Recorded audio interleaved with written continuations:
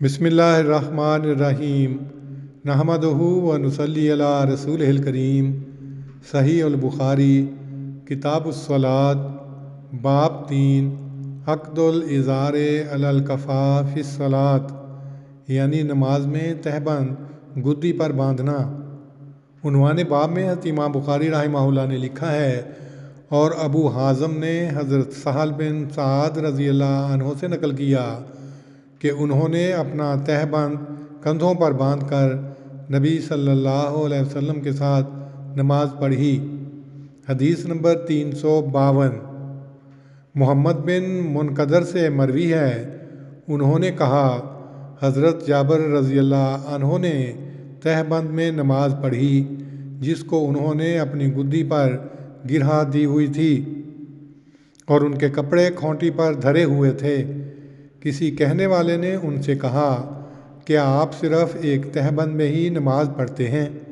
تو انہوں نے کہا، میں نے تو اسی لیے یہ کیا تھا کہ تجھ جیسا احمق مجھے دیکھے، اور نبی صلی اللہ علیہ وسلم کے زمانے میں ہم میں سے کس کے پاس 2 کپڑے ہوتے؟ اسی باب کی اگلی حدیث 353 ہے۔ محمد بن منقدر سے روایت ہے، وہ کہتے تھے کہ میں نے حضرت جابر بن عبداللہ رضی اللہ عنہ کو ایک ہی کپڑے میں نماز پڑھتے دیکھا، اور حضرت جابر نے کہا، میں نے نبی صلی اللہ علیہ وسلم کو ایک کپڑے میں نماز پڑھتے دیکھا۔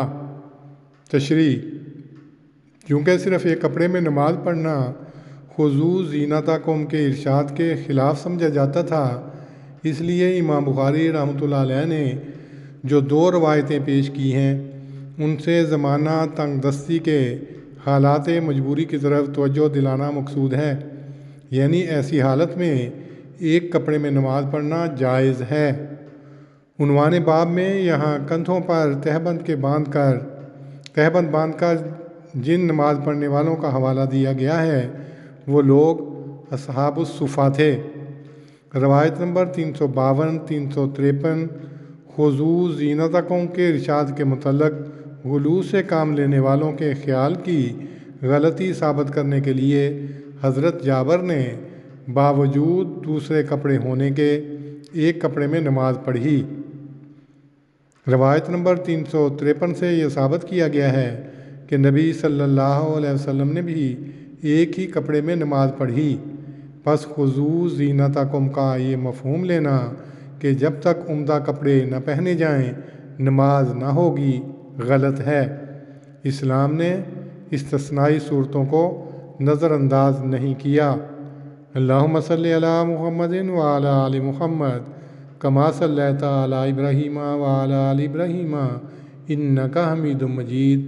اللہم بارک علی محمد وعلی آل محمد کما بارکت علی ابراہیم وعلی آل ابراہیم انک حمید مجید۔